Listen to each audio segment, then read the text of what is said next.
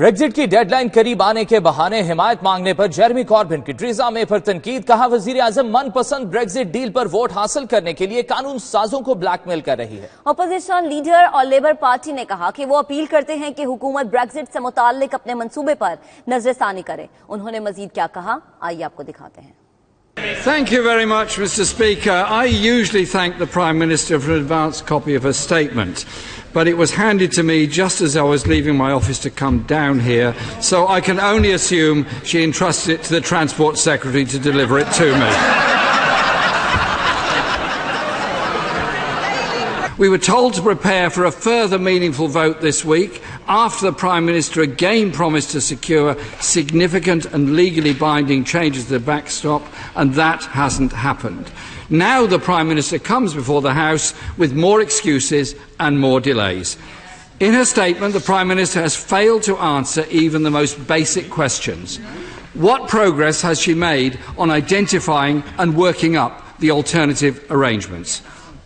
Have they been presented to the European Union? If not, when will they be presented? And will she set them out before this House and ask for its approval of them?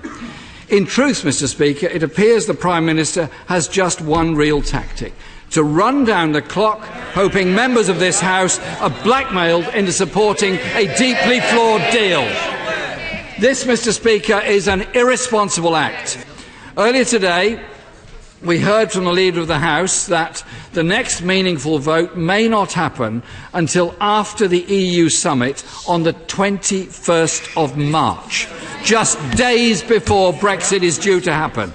If, Mr. Speaker, this is not the case, can the Prime Minister tell the House today when the meaningful vote will be?